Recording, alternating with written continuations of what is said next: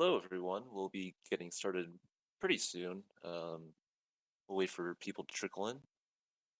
All right, it looks like we're ready. So, good afternoon, everyone, and welcome to the A2C College Life AMA. I hope you all are having a wonderful day today, and thank you so much for coming to this event of ours. Before we get started, let's make sure to thank the three speakers today for donating all their time. I mean, they're doing this for free. That's like pretty generous of them. So yeah, like send them a quick thank you in chat or something. That'd be pretty great. Let's start with introductions. I guess we should go in like alphabetical order or something. If our wonderful speakers want to introduce themselves right now, that'd be great. Just give us your major and what institution you are affiliated with. Yeah, hi. I'm a rising junior. I'm studying physics, CS, and math at Harvard. Hi, I'm a rising senior studying CS with a minor in econ at CMU. Hey everybody, I just graduated from Rice University with a degree in biology. Thanks, Chumer, Abstract Nonsense and Admidral, for your time today. I suppose let's get started with the first question. First question comes from Tomato. Thank you, Tomato. She says, I've been told to go to office hours. It seems really weird to just show up if you don't have any questions, though. And I usually understand enough to get my desired grade. That might change, who knows. So what do you do in office hours?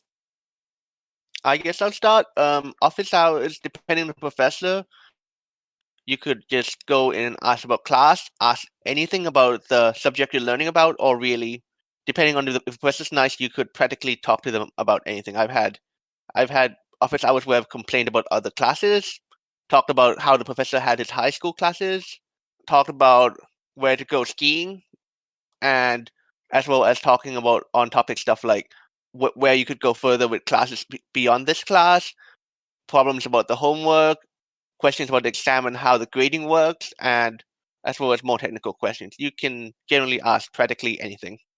Yeah, all right. I guess I'll say like in my experience, there are kind of generally two kind of flavors of office hours, right? There's the professor's actual office hours, and then there are TA office hours. At least for me, and sometimes a lot of my friends, it's it can be intimidating to go talk to the professor themselves about coursework and like telling them, admitting that you don't understand something, and also maybe kind of implying that their lecturing is bad. So usually, at least at Harvard, folks go to TA office hours for homework help, and then they go to professor office hours for kind of more either high level discussion about the coursework, or as Admiral said, kind of more broad questions about career, or just kind of casually chatting rather than like homework help. I will also say that like I basically never ask for any sort of help from the teacher in high school. That is very different in college. Like you'll start to hit classes where you Google and there's just nothing but the textbook. So it can oftentimes office hours are kind of your only resource.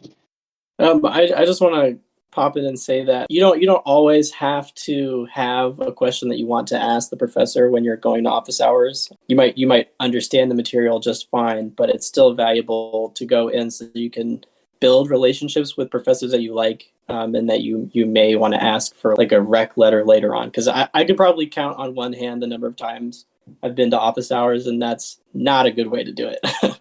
Next question comes from Julius Seizure. Thank you. I don't know how to phrase this question, but do most people in dorms keep their dorms open and hang out in other people's dorms often, or is that not the case? This kind of really depends on the college. Some colleges will let you, some won't. Like mine would basically say anything goes. Harvard is in like a kind of more urban area, so we have a rule against leaving dorm rooms open, because there we have like thefts, and sometimes people leave windows open, and like people along the street will like reach in and like yank a laptop out of the room. Anyway, so instead people usually hang out in common rooms instead of leaving doors open and letting people wander in.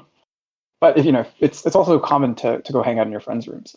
Just I guess kind of not normal to leave it open for anyone to come in. But yeah, it definitely depends a lot on the college. Okay, next question. This one comes from Kong. Thank you. Who asks, what does your daily schedule look like? Like, besides special events or whatever, what sort of things do you spend time on? Should I go first again? All right. So generally, what I found, at least with the CS classes, is that you basically go to classes, which might be 3 or 4 hours a day, depending on how long a day was. And then the rest of the time, you mostly spend doing P sets or revising, mostly P sets, depending on how much homework your professors decide to give you. So P sets or problem sets are essentially homework, but generally you get less questions, but the questions are far longer and harder to do, and it takes quite a bit of time. And the rest of the day after you do that, you just spend chilling with friends, doing whatever you feel like doing at that point. I guess I think I've said this before, but I'll send a screenshot of my Google Calendar for the week. So this is like a particularly busy week. Green is classes, and then this semester I was also a TA, so that's the yellow, and then I had a midterm. So like this is kind of I guess like middle block. This is like 9 to 6 or something. So it's mostly classes. They're kind of free blocks for lunch. That I'll usually grab with friends, and then most of my working on homework happens in the evening or on the weekends. And I always tell myself to work on homework like during these kind of like free blocks, but that never happens. So a lot of the work that I did during school was just revolved around reading, whether that was for like organic chemistry or biology, or for my humanities classes. There was just a lot of reading to do. So typically, I would have my classes in the earlier portion of the day, and then after class and after lunch, usually like at Rice there are no classes during lunch, so you might have classes on either side, and then in the early evening, late afternoon, you're pretty much done with classes. Then I'd go to the gym, do my readings later on in the day, and then I would do big material reviews for my science classes over the weekend, mostly because I liked hanging out more than I liked studying. So I would just kind of do my readings and then be done for the day during the week. All right, thank you for your answers. Our next question comes from Random Human, thank you, who asks, what's your favorite thing about college? I think I would say it's the freedom that you can do basically whatever you want to do. If you like, if something there won't be professors or mostly parents trying to follow up on you or trying to make sure you do this homework or not. It's great that you can now just plan out your own schedule rather than having people come and chase you down. So you might have like a 4-week project that you just have to plan whatever in. On the other hand, this is also a double-edged sword where you could also not do it in the last 3 days and then just panic and work 20-hour days, 3 days in a row if you don't plan it properly. I think for me, I guess kind of like a cliche answer is that I really like the people. Like I like hanging out with my friends, kind of having the freedom that you did in high school to do that, kind of do whatever you want in that sense. And I also really like my classes. So I'm like a very academic person. I'm probably going to go to grad school and do a PhD, but I really like pretty much all of my classes. I don't think I've had like a single any classes that I've really just like outright hated, and that's like in really stark contrast to high school. I would say my favorite parts were also all at Rice, and I also really enjoyed doing just academic exploration. I was when I was building my college list, I was focused on schools that didn't have like really extensive distribution requirements or core requirements, because I knew that I would find something that I wanted to study and I would want to focus on that. And that's what happened with history. I started studying history when I got to Rice, and I really loved it and ended up minoring in it. So academic exploration is also just really great. All right, and Admidral, I think you kind of touched on this during your response, but the next question comes from Chip, who asks, what's the worst part about college life since COVID? Yeah, I guess I'll basically just agree. The worst part is myself when I like procrastinate and give myself like 5 pieces worth of work to do in like 3 days. But that definitely sticks. And you basically force yourself to pull an all-nighter. Definitely agree with that. It's like if you do it once and you hopefully learn your lesson, because it turns terrible, especially if you have pieces that take over 10 hours each, and then you're kind of dead and you take even longer because you're so sleepy. And it just becomes a miserable couple of days. I don't know what I would say is my least favorite part about college. That definitely sucks. And I've definitely had experiences like backloading a lot of work that I have, especially during finals. And then I actually checked my screen usage like on my iPhone when I was flying back home after graduating. And I saw that for like 5 or 6 days in a row, I was on my computer for like 15 hours. And in retrospect, like that was extremely difficult. And, my my health deteriorated in those 5 days, by an outrageous amount. So that's, but something else that I think, people might not expect when they're going off to college is that college kids are kind of like really old high schoolers. It's easy to kind of imagine that everybody will have matured a lot in the summer between being a senior in high school and being a freshman in college, but that's not always the case. You're going to have to be patient with people the same way that you did in high school, and you just got to pick the people that you're going to be around. Okay, let's move on to the next question. Still kind of related to, I guess, superlative related. Snoo asks, what's the best or worst part of dorm life rather than like college in general? I guess I'll start. I would say the worst part of dorm life is that your rooms are tiny, and I don't think any colleges fix that. I think everybody complains about it, but the worst part is probably your room size. For the best part, I think it's the community, where if you're in an apartment on your own, you will be like talking to friends way in person and like going over and talking to people way less than if you were in a dorm, because of how dorms are built that you should be communicating with each other a lot. Also, something else you could be considering is the price, but that's either the best or the worst depending on how much your college wants to rip you off and where your area is and where rent is expensive or cheap. There are two things that I really dislike about dorm life. The first is that sleep is really important to me, and sleep can be really hard to get depending on the dorm that you're in and whether or not you have a roommate. I had a roommate for my freshman year of college, and then also for the first semester that I was at Rice. And it's always like, for me, it's just not a good experience. I'm a super light sleeper. My personal space is important to me. But then the other thing that I really don't like is that dorms are just dirty. It became a meme, among my friends, and this was before the pandemic, about like how often I would get sick, because I would spend, I don't know, maybe not half of the entire academic year, but easily a third or a quarter of the entire academic year sick. I spent an entire semester sick, and you just like pick stuff up, and kids are really dirty, and everybody's hygiene is really bad. Like, especially guys' hygiene and men's bathrooms is just terrible. And, so those two things are my least favorite. I think the worst part for me is just, like you just like very suddenly lose all your privacy if that's something you're used to at home, especially going from a room, having your own bedroom to possibly roommates, and not just that, but the walls are thin and all that. Because Yeltsin, would you like to ask a question? So my question was, what colleges like offer the combined bachelor's and master's programs, and like how easy is it to like manage those programs or like manage the workload? I guess I'll go first. Every college I've seen that offers integrated masters are fifth-year masters, which means that you get slightly more workload. You don't really get that much more workload in the first 4 years. You just do a 1 year's integrated masters, so you might have to take 1 or 2 more classes in the 4 years. In my case, you basically declare it after your 4 years, so you don't even need to do anything in the 4 years to get the fifth-year masters. Some other colleges can be different though, but normally it's not too much because you spend an extra year on it. So just to echo, it really depends a lot on the exact college has. Harvard is currently transitioning between two different formats of integrated masters. The old one, they give you, both programs have to be completed in 4 years. If you take a ninth semester, you cannot be awarded the masters. The old program, they would transfer 8 classes worth of elective credit to your undergraduate transcript, and then you'd have to take basically replace those with 8 graduate courses in whatever field. So I think that program is okay. Basically, you're just counting 8 of your electives towards a master's, and I think that's fairly reasonable in terms of workload.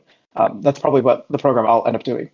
The new program they've instituted allows you, doesn't transfer any credit, but it allows you to double count 4 courses between the undergrad degree and the graduate degree. But that leaves 4 courses extra that you have to take, and you have to finish it in 8 semesters. So functionally, what that means is you have to overload in 4 semesters with graduate courses. So I think that the new system is actually very, very difficult. for folks to get masters. Sounds good. Well, thank you, Bixie Olson, for your question. I hope our speakers answered it sufficiently. Yeah, it was helpful. Thank you. Next question comes from Moose, who asks, what is the biggest difference between high school and college? Definitely like the independence. So not just like from like your parents and like kind of structuring, going to school and stuff like that, but also in terms of like the way courses are conducted. Generally, like a lot less of your grade is homework. A lot more is on exams, which kind of relies on you to study on your own. I think there are a lot more support structures in high school or in college, but they're not like kind of given to you in the same way they are in high school. And in college, it's really on you to seek them out and utilize them. I think that's kind of the biggest difference for me. I would second that, and you also like apart from like just doing work at school, you might have to also schedule basically like going to go get groceries or whatnot, and it's up to you when you want to get groceries, or basically like I don't want to go today, I can just go and eat food outside. The idea is that even some classes, technically, most college classes will not take attendance. Some freshman classes they will, because they want to build good habits and not just have you ditch class for the entire semester. But yeah, I would say the independence is the biggest difference. The biggest difference for me was that when you're in college, school becomes basically your entire life. Like, as opposed to in high school, you can spend a ton of time as a high school student, and I know a lot of you do. But as a college student, you go to sleep at school, and then you wake up in the morning and you're at school. There is no reprieve. You're not going home most of the time unless you're commuting to campus because you're like attending a university that you live close by. But that was something interesting for me, especially as a homebody, to essentially live and have all of your needs met and have all of your social interaction met, and everything that you do met by the college is kind of strange, and it takes some adjustment. Okay, sounds good. Thank you for your responses. All right, moving on. Moose asks, how do you develop good study habits if you didn't have the chance to do so in high school due to a lack of rigor? Well, I think a lot of students find this problem where they basically can coast through high school and get away with it.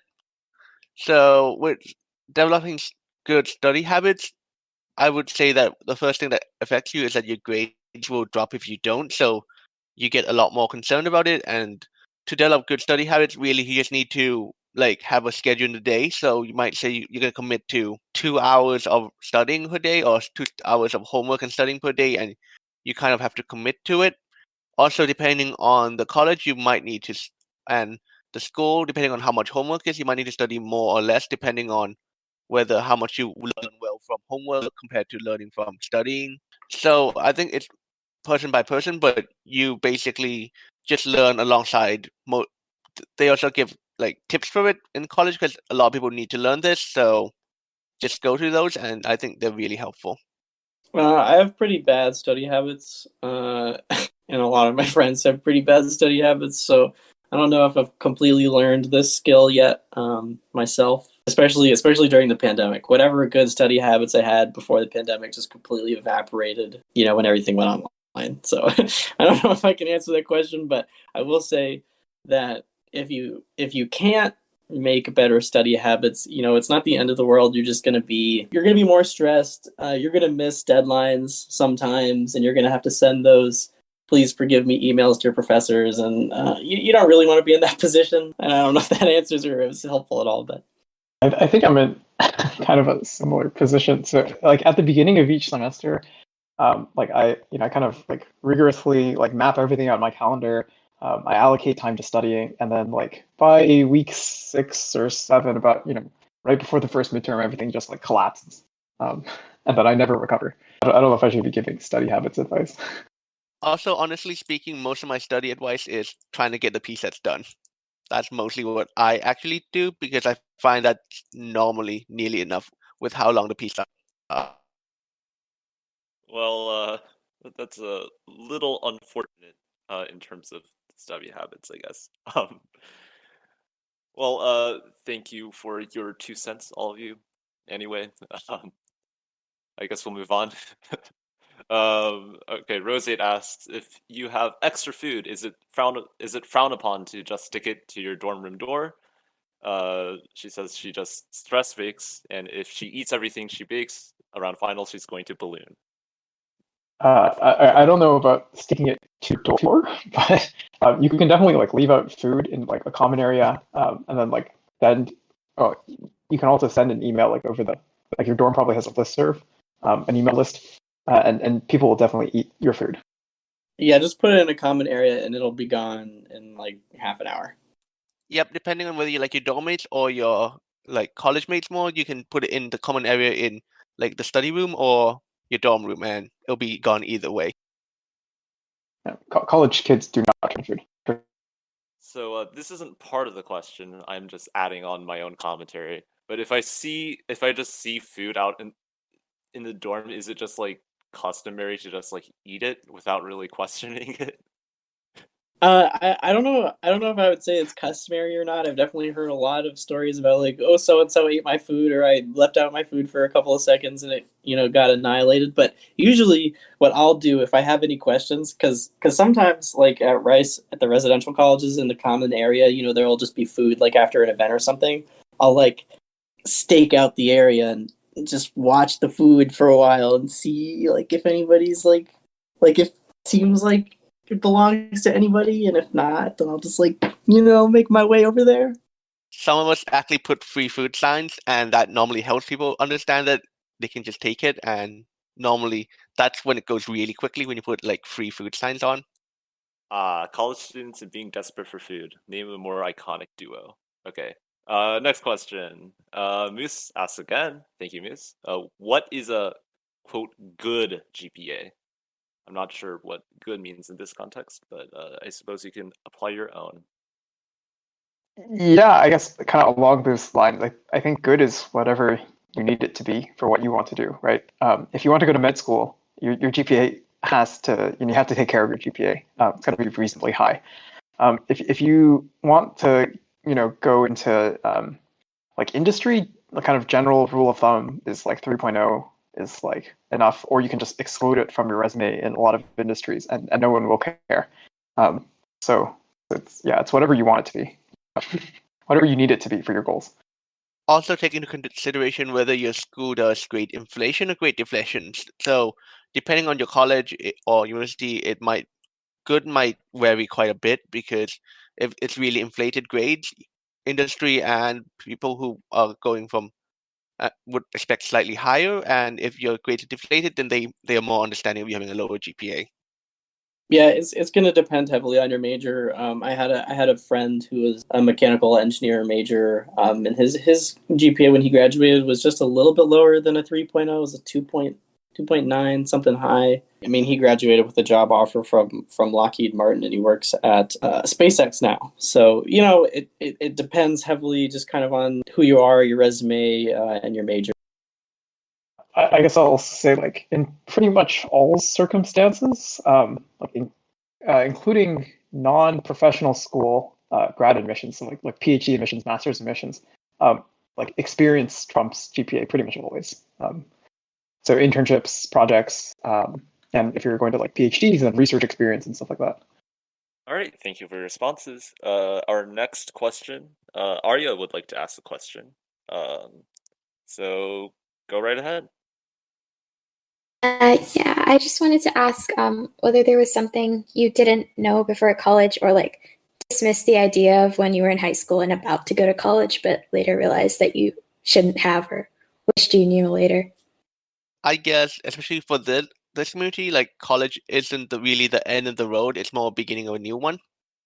In the fact that now that you will now be like exploring a lot more, you will need to like try to find jobs and the next step in your life will be trying to find jobs and internships, and really whichever college you go to, you're all doing this, so it's more of like you're just starting on a new road rather than how people feel like colleges are at the end of their life. And what college again matters too much, you just realize really quickly that it's like whichever college you go to doesn't really matter as much, and now you just have to go on the next path to finding internships and jobs. I dismissed the idea of fit, and that was a mistake because fit's a real thing. So yeah. if I had to give like advice retrospectively to myself, I think when I came into college, I like very seriously imposter syndromed myself. And so like I wish I would have challenged myself more at those first like 1 or 2 semesters. I don't think it was like necessarily all bad because it let me like acclimate to college life, but I do wish I had more confidence in my own abilities coming in. Thank you. Wait, Chum, I think you said fit, but I have no idea what that means. Yeah, so fit as in like the idea that certain universities and colleges are a better match for certain people's personalities than others. And at least when I graduated high school and was planning on going to college, there were some questions in my mind about fit, but I kind of approached it with the idea that like it doesn't really matter. I can make it work no matter what. There were a lot of people who were telling me that my first college choice was, not going to be good for me, and I kind of just like dismissed them as well because I just, people will take pot shots at your ideas sometimes, and so I just kind of dismissed them in that way. But I definitely think that it's worth researching the kind of community that's fostered at a given school, or reaching out to current students and ask them what they like and what they dislike, because I do think that fit is something important to consider. Thank you. And thank you for your question, Arya. All right. Next up, this question is asked by Dylan. Thank you, Dylan.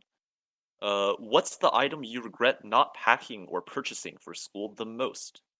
When I was like a junior, I guess during my junior year, I stayed in a dorm that had communal bathrooms, which is not the end of the world, by the way. It's not terrible. But I didn't have a shower caddy, so I was just like carrying like a bottle of shampoo and body wash and like brush and like a washcloth and all this other stuff, like all the way to the bathroom, like I was wrapped up in my towel and stuff. It was really dumb. Like, get a shower caddy. Oh, okay. So I read online that before going to college that you should have a mattress topper. So I was like, all right. So I purchased this kind of like cheapo foam like mattress topper online, and I brought it to college, and it was all right. I don't think it really did much for me. But then after my freshman year, one of my friends, so when seniors move out, they tend to sell their stuff that they don't need anymore. So one of the items was like this like really nice, like a $200 mattress topper. and I slept in his bed once, and it like totally changed my life. So I recommend splurging on a mattress topper if your dorm is not known for having like good mattresses, which is like 99% of colleges.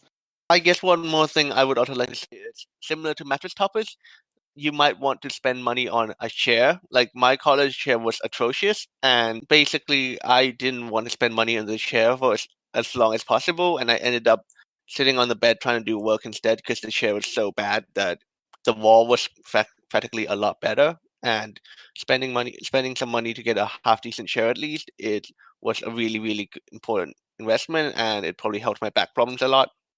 To add on to that, are there any like particular things you look for in a chair that helped? Generally, an office chair is pretty good. I like it to be like kind of breathable, so I like to get the mesh ones rather than the foam ones, but that's really up to people's choice at that point. I guess we'll move on to our next question. Oh, I guess this does have something to do with Tom's response about communal bathrooms not being the end of the world, but Kate, thank you, Kate, asks, if someone takes too long in the shower, do people get mad at them? I have long hair, please. That's a good question. The good news for you and for me, because I also take really insanely long showers, is that it's really difficult to tell if the same person has been in a given shower for an amount of time. So bask in your anonymity. I don't think it's usually a problem if you have like hallway bathrooms, so like larger bathrooms shared by like your entire floor, because usually there are enough like shower stalls such that even if you are taking a long time, there's gonna be another one free. Where you I guess might run into issues if you have like a suite bathroom. So like my sophomore year, I had a bathroom that was shared by me and like my roommate, and that was it. So if he was taking a while in the shower, I would know. But that's kind of on a one-to-one basis with you and your suite mates. Also, to add on to that, if you're in a suite, please find where the other if you're in a suite of 2 or 4 or 6, please find where there's a spare bathroom in case somebody's taking really long and you really need to go.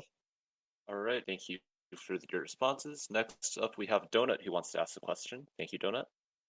Hi guys. So I really want to get more involved, like with my school when I get to campus, like involved in the community and whatnot. And I know like there's clubs and you can go to games and everything. Is there anything that people might overlook or things that they don't think about, like how to get involved with the community on campus? Like maybe things that people don't tend to think about for the first time.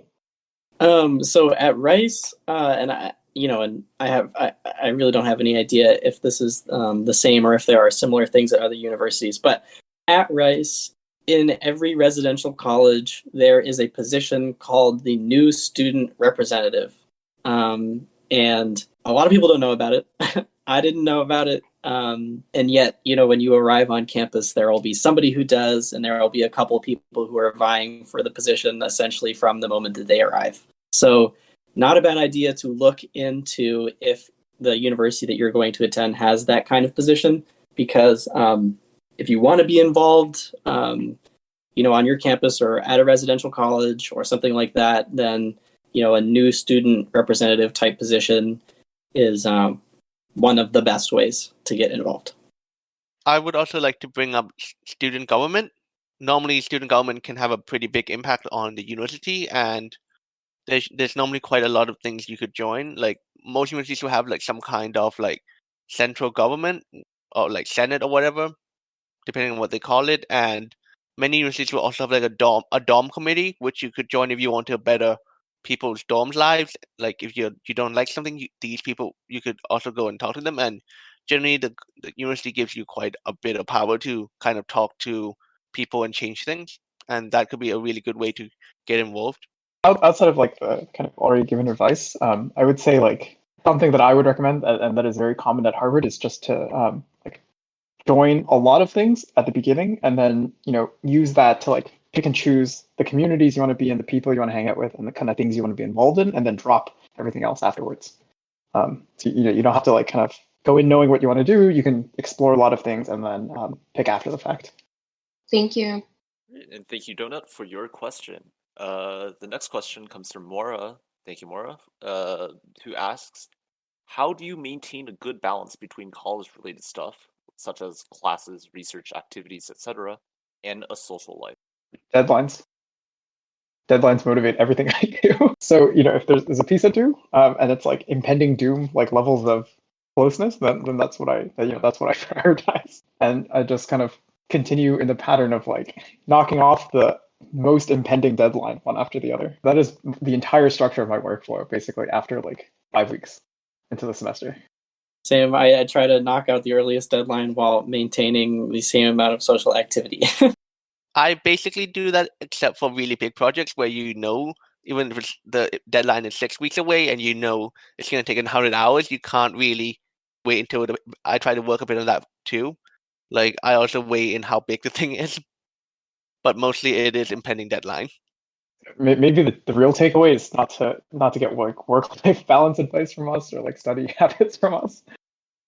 Yeah, I'm the least qualified person in this group panel of speakers right now, and like just make a schedule. I think that I've heard that helps. That's my 2 cents, but I'm just the useless host here, so don't mind me. I hope that at least attempted to answer your question. Next question comes from Mandy. Thank you, Mandy. She asks, most people are like, quote, I'm gonna fix my sleep schedule in college, end quote. Does that actually happen? Now, Admidral, you already reserved this question, and I do know that you have been online on Discord at like 3 or 4 a.m., so I'm gonna assume your answer is no, but feel free to talk more about that. To be fair, it's generally not. I would say you can reasonably do it. I get 8 hours of sleep in college, but what I normally do is midnight to 8 a.m. But like things can come up, and generally you can fix your schedule in college, but the problem that you had why your schedule's already fucked in the first place is probably still gonna be the same problem why your sleep schedule is gonna keep being fucked. I guess I'll say like I think it's usually basically binary. Like a lot of people coming into Harvard slept like 4 or 5 hours regularly in high school, and then it's entirely binary whether you actually have a normal 8 hour sleep schedule or you continue sleeping for 4 hours. So you either fix it or you don't. I will say I think most people, like 80% of people, do like go back to like 7 8 hours getting to college, including myself. But so you can do it, and I think most people do it. Yeah, you could do it. I generally always tried to get 8 hours during the week, and then I'd just kind of blow it out on the weekends. Define what you mean by blowing out. Like you want to hang out with your friends, and so you just end up like staying up until like 6 a.m. And you sleep through the early part of the day and skip breakfast to lunch, and then just eat dinner. Like that'll happen. And then towards the end of the semester, you might pull like an all-nighter or two. All right. Thank you for your responses. We have a question. This one comes from Danazy, thank you, who asks, any tips for international students coming to the US for college? Or if you are one, how was your experience? I guess I'll go first. Coming to the US to college, what you're going to find is people, well, it depends on where you're from, really, right?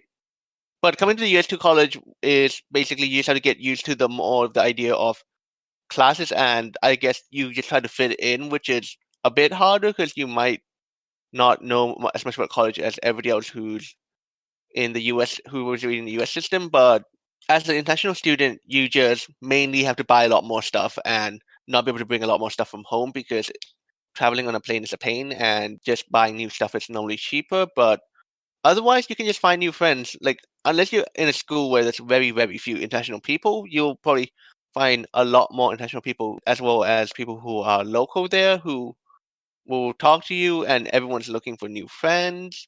As long as you don't have the language barrier, I don't think there's that much that is an issue. All right, thank you for your response, Admidral. Okay, let's resume with the questions in chronological order. This next question comes from Please Accept Me, who asks, dorm life or private accommodation, and what are the pros and cons of each?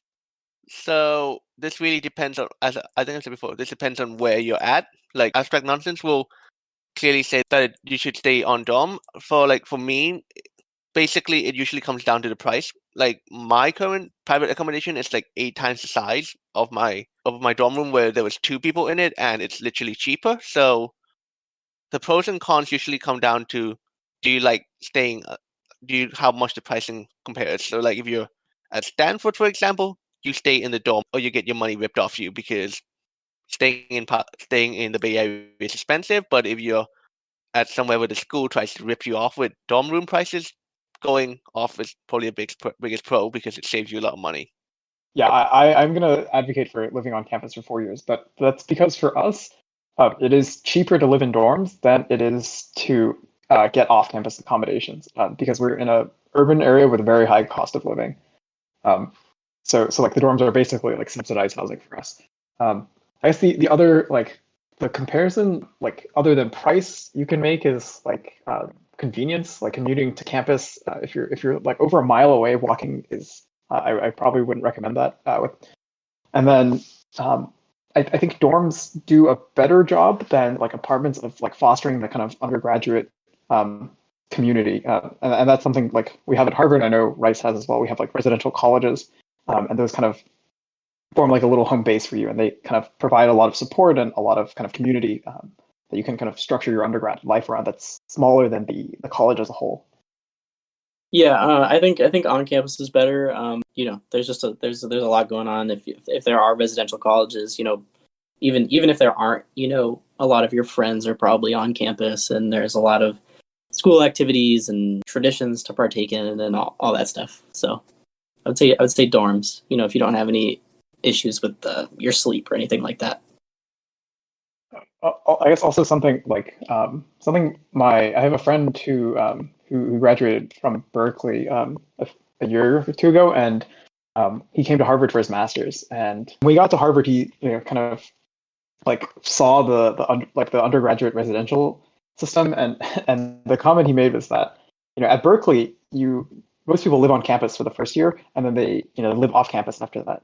And the comment he made is that he didn't realize he was basically just living like a graduate student after his first year of college, because you kind of lose the community and the kind of centrality of being on campus in a dorm after the first year. All right, thank you for your responses. Next, we have a sophomore, Ava, who would like to ask a question. Yeah, I was just wanting to add to the previous question that the person had asked. Is it safer to stay on campus, or like off-campus accommodations are safe as well? I guess I'll start. On campus, you can normally say it's usually slightly safer because each university usually has their own police department, which will basically just patrol around the campus and basically the dorm rooms. And it's normally like these blue button thingies where you can just slam it and the police will be with you within like 30 seconds to 2 minutes or something, or around campus, including the dorms area. But on the other hand, like a lot of off-campus housing isn't really that far off campus. Like my off-campus housing is is a building right next to an on-campus building of a school office building. So off-campus doesn't really mean far away. It could just be on the edge of campus. So while it is slightly safer, I wouldn't say there's that much of a big difference. But of course, that depends on what city and what college you're on and how far you live away from campus. Like if you live like a driving distance away from campus, you're normally a lot more on your own. If you live on the edge of campus, you can probably still call the university police to come and help you out, and they'll probably come slightly off campus. I think it's going to depend on the city that your college is in. But generally, I think it's going to be a little bit safer to be on campus. In my instance, I lived off campus my senior year, and my house was like literally across the street from a Montessori school. So it was pretty safe. Okay, thank you for answering my question. And thank you for your question, Ava. Actually, we've got another question from Biggest Yaleson. So I heard you guys mention something called like the residential college or residential dorm system. So how's that different from like a normal dormitory in a college? And what does that mean for college life? Yeah, I guess also since your name is Biggest Yale Simp, it's worth noting Yale also has a residential college system. So at least at Harvard, the way it works is after your first year, you get randomly sorted into one of 12 houses.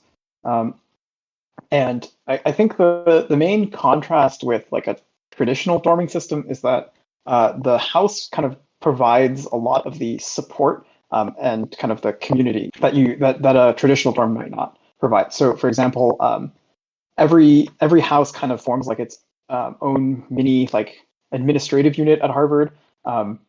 Like your advisors will come from your house. You'll have a like administrative advisor that kind of helps you navigate bureaucracy at Harvard. You'll have like a kind of like a residential life-ish advisor that's usually like a graduate student in like kind of your field and kind of helps you with kind of slightly more academic things outside of your department advisor. For us, our houses, when we play IMs, intramural sports, the houses compete against each other, and there's a cup that goes to like that gets awarded to your house, kind of I guess kind of similar like to a Hogwarts-ish system with points. Like houses also host a lot of like kind of communal events. They all have their own kind of traditions. So one house has like Thursday tea time, where there are a bunch of like baked goods and folks come out and kind of like talk with like the faculty and the staff that are associated with that house. My house has like a lot of excursions, so we go like horseback riding or skiing and or like excursions to Boston and so on. Yeah, so that's kind of the two aspects I think for us is the administrative like block that your house forms, and then the community and the events and the tradition that a traditional dorm might not have. So at Rice, the residential college system works basically in the following way. So you're admitted, and then over the summer, you're given your assignment for which residential college you're in. It's completely random unless you have some alumni relation. You can choose to be in the same residential college as a sibling who attends the school, or you can have some say if a parent was in a particular residential college. You're a member of the same residential college for all 4 years unless you transfer out of that college, which is very uncommon.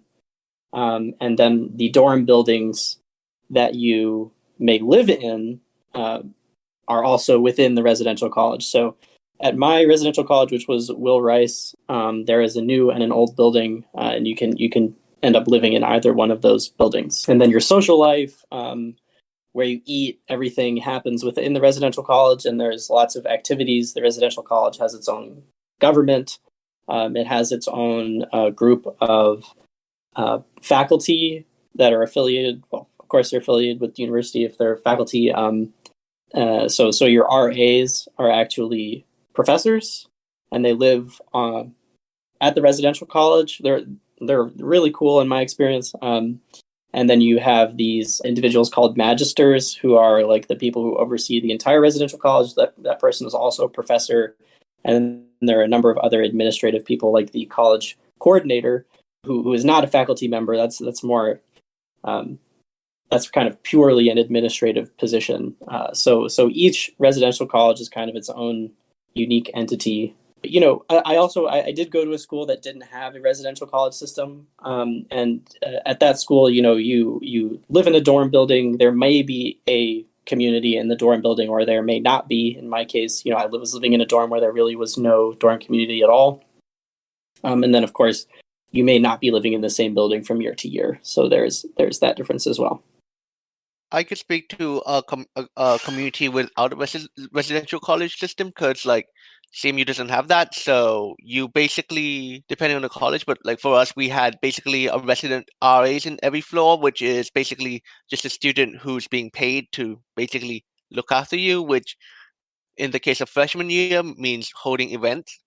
And what I've seen in any other year that's not freshman year, it means just staying and buying food for you. So mostly what that means is that instead of being assigned a residential college, you then go and pick and shop for a dorm.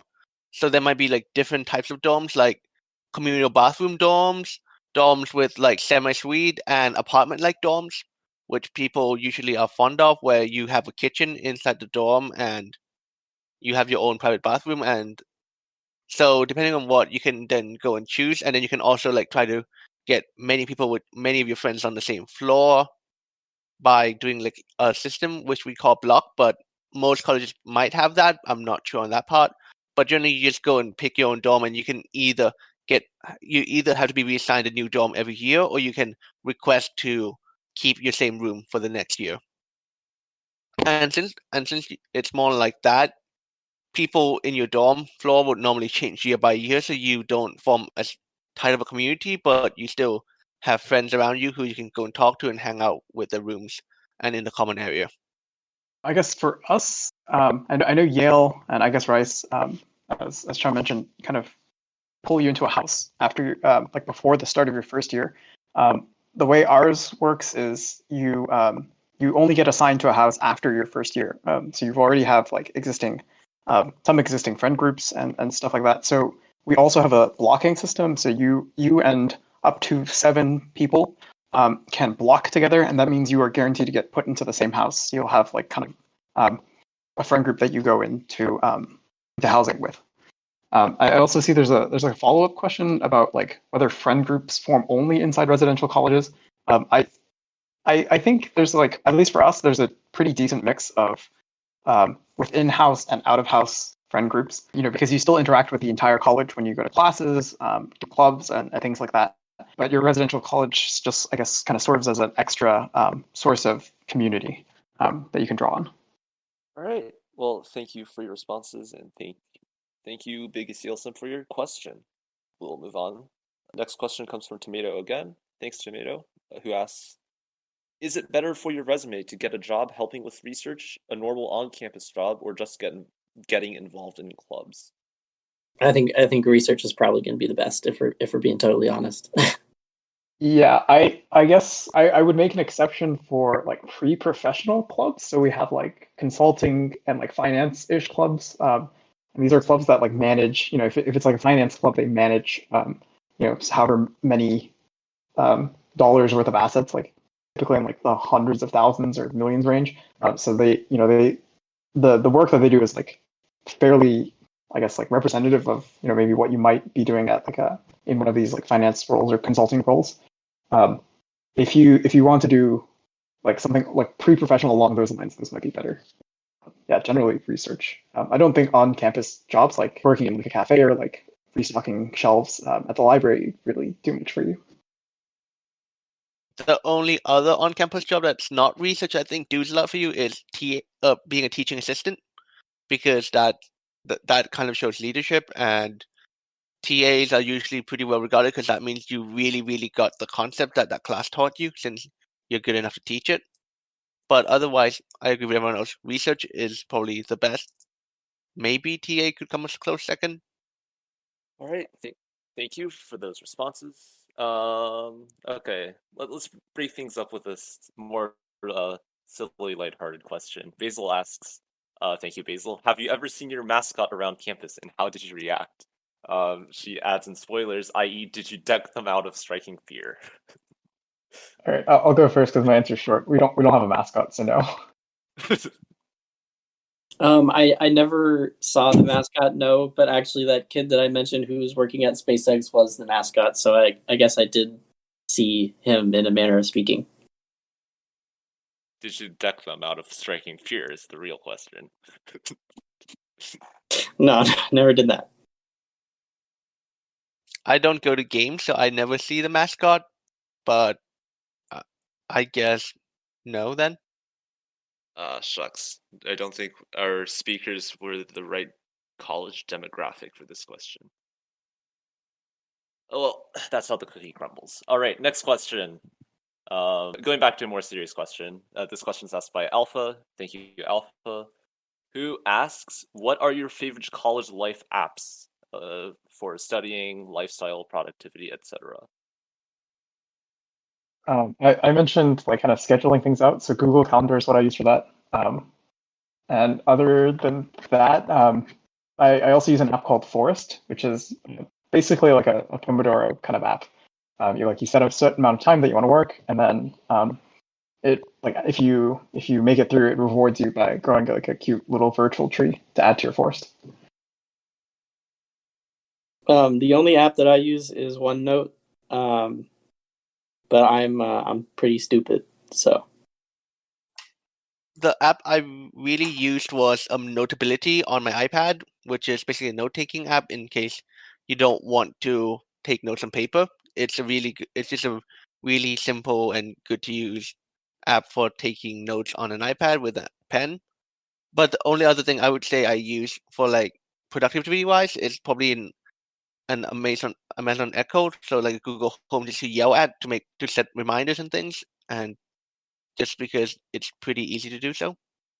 Okay, thank you for your recommendations. Alpha has a second question, not related to the first. She says, I've literally never studied with a group before. How does that work? I've heard it's a big thing in college, but I've only ever studied by myself. So I studied both calculus and physics in a group. Essentially what we would do is we would, it's not always allowed to work on homework or problem sets together. So, you got to check the syllabus and check with professors. But what we would do is we would just work on problem sets together. Sometimes we would divide up problems and we would just kind of go along, and then when somebody would hit a snag, we would all kind of work on a problem collectively. Alternatively, sometimes we also would do the homework separately, and then we would just get together to answer the questions that we didn't understand. But it's also really fun. So there's that. Yeah, I absolutely agree. I pretty much do like I think pretty much every class I've had has allowed like group collaboration.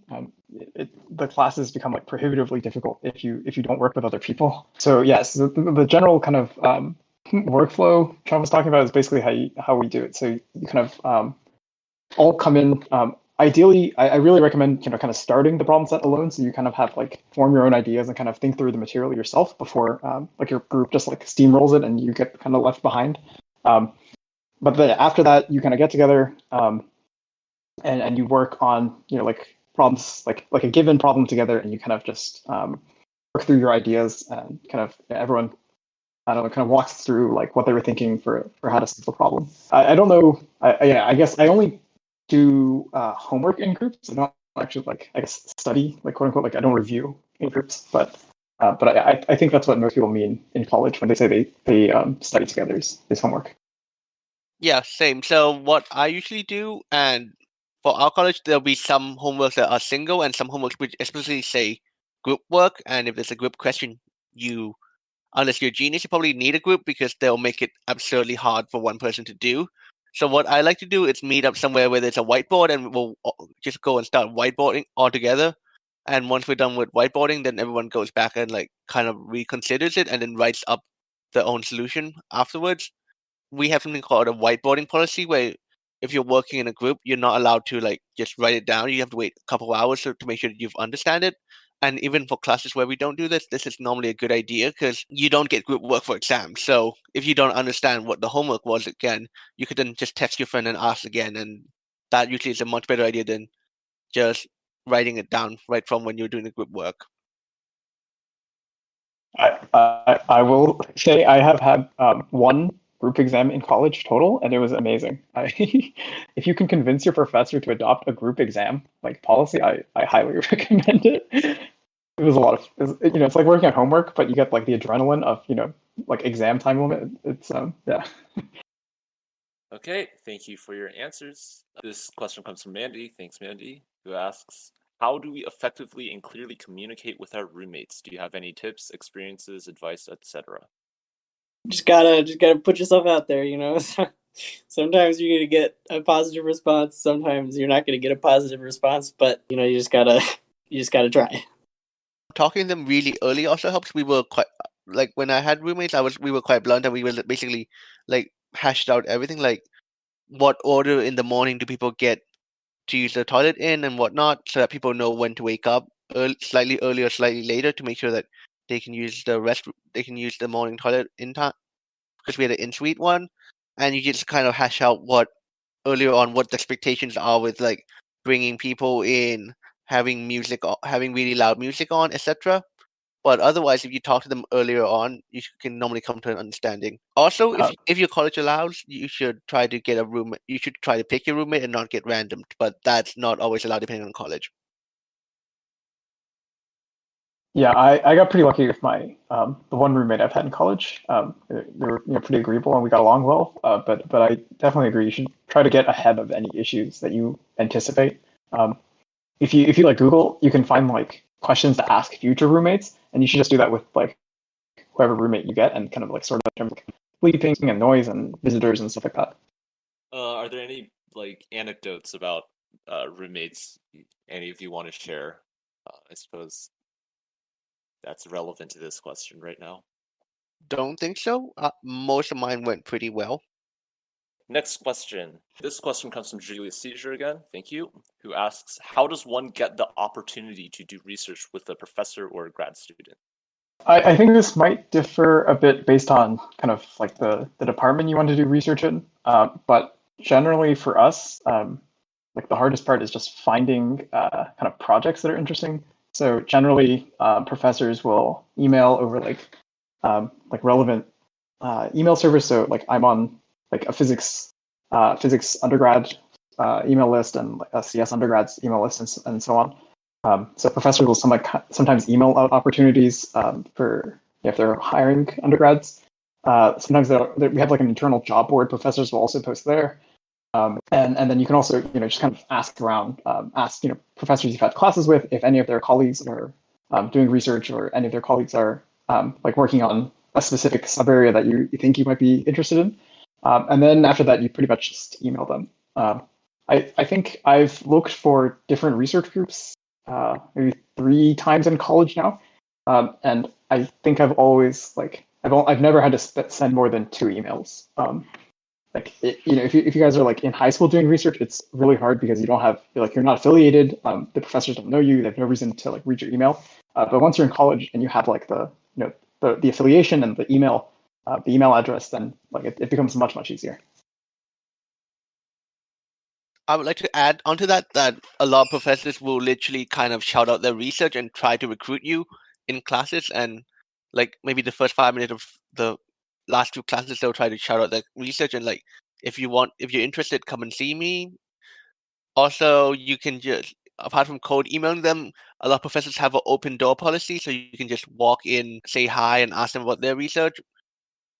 Another thing good to do before emailing is to at least read one of their papers that they've done recently, so you at least seem like you know what they're talking about. That's always pretty helpful, but it's not really necessary to find an internship most of the time. To find research most of the time. As a general rule, research isn't that hard to find, but also both me and our friends are at private colleges, so it might be it might be slightly harder at public, where the faculty to student ratio is higher. Sorry.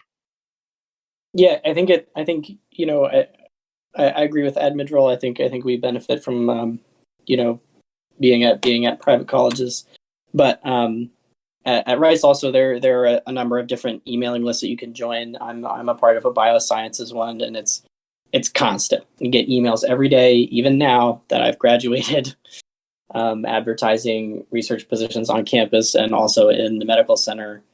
And then on top of that, you can always just go to office hours and ask. I didn't have any research opportunities or prospects or anything at the very end of my freshman year at Reed.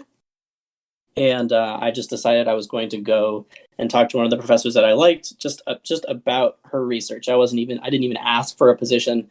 And by the time we got to the end of our conversation, she said, "Do you want to work for me in my lab?" So, just reach out, email or anything like that. Professors are usually really, really receptive to students. All right. Well, hope that answers your question, Julius. Our next question comes from Naho, who asks, what has been the biggest challenge for you in college? I think the biggest challenge was ramping up from high school level classes to college level classes. The first semester, while your classes might not be as hard as the later semesters in college, it's the biggest jump. So trying to ramp up to understand that you can't do your homework 2 hours before the deadline. You can't procrastinate that much, and you can't procrastinate to the point where you don't get things done, and that people will not come and chase you down for your homework. You just get zeros.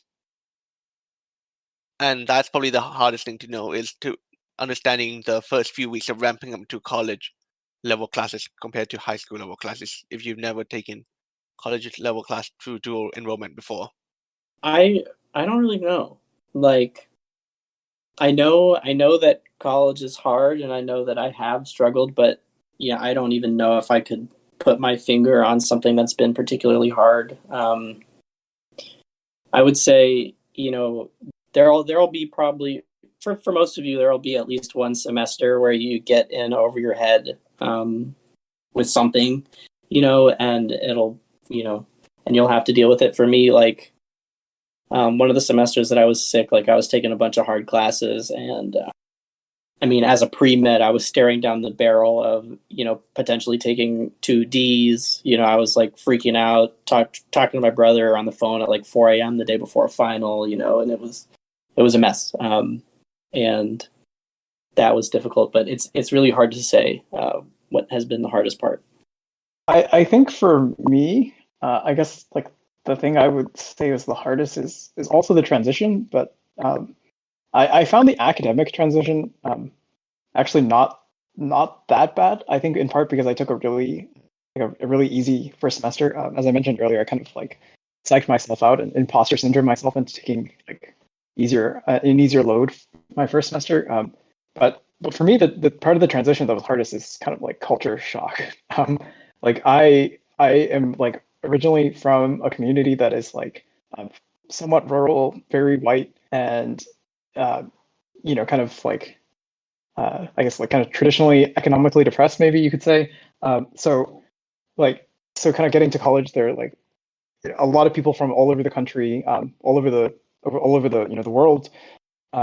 There's a lot more diversity, and I think that kind of was like just a difficult point for me to adjust to. All right. Thank you for your response. It looks like we're just about going to wrap up. I believe this was scheduled. There are 2 minutes left. So I guess we'll end on one question. This will be the last question. Unfortunately, we couldn't. Dozens of questions sent after like 1:14 p.m. today. So sorry if we didn't get to answer your question today. We are pretty limited on time. But let's end on a high note. What's the most fun memory you have of college? So I mean, at least so far, for abstract nonsense and Admidral. Okay, so I guess I'll go. The one that kind of like jumps out to me is I this is second semester of my first year. I was taking this physics class. It's the first physics class I took in college. It's the one that converted me from bio to physics actually. And there was this. I met this kid in the class. We piece edited together, and we were getting along pretty well. And then like come spring break, I was like, all right, I was just gonna go home for my first year, see my family again. And he was like, oh, do you want to come see my family? They live in Colombia, like Colombia, South America. And I was like, all right, what the hell? Okay. So with 1 week before spring break, I bought a ticket to South America with this kid I had known for about a month, and and it was it was a great time. We went like hiking in the Andes. We went, we saw his family, and we kind of saw like all the cities and ate a lot of food, and it was it's just really good time. I don't know. There are so many good memories that it's kind of difficult to put my finger on one. I have met a lot of really cool people, and spending time with those people is my favorite thing. One of my best friends I made at Reed, and she took some time off from school around the same time that I did, and actually had kind of a similar experience to what Abstract Nonsense was just talking about, in that, around the time I was dropping out, I was talking with her, and she was like, well, listen, if you don't have anything going on during your gap year and you just want to, take some time off, you should just visit my family in Mexico. And so I had enough money for round trip airfare and nothing else. And so I just bought some tickets and I went down and I stayed with her family for a few months. And that was really incredible. There have been some really fun parties that I've gone to on campus. There's a lot of like really wacky traditions. Obviously beer bike. If you've researched Rice at all, or if you visited, you've heard about that. That's a really fun thing. I was fortunate enough to live with my two best friends who were like sisters, and I don't know, every Saturday night when I got to hang out with them was just a really great memory. And I don't know, there are a lot of really good memories. I guess I'll end with just hang out with friends. Like sometimes you might be working, you might be doing problem sets together, and then like afterwards you're like, all right, let's play some board games. And normally just hanging out with friends is probably one of the most entertaining parts of college, and also getting to know so many smart people, both friends and professors, and like casually connecting with a lot of professors as well. Well, thank you for all of your responses today, and thank you for donating like an hour and a half of your time today. It was wonderful getting to hear from you three. So yeah, everybody type thank you in the chat for Admidral, Chumer, and Abstract Nonsense. I'm very sorry if we did not get to any of your questions today. There were way too many of them. Although Abstract Nonsense and Admidral are active on the ATC server here, so feel free to stay in the server and don't DM them without like asking them first, but feel free to stick around here and interact with the community. It's very nice. But yeah, thank you for coming today. Concludes the College Life AMA. Thank you so much for coming and have a wonderful day.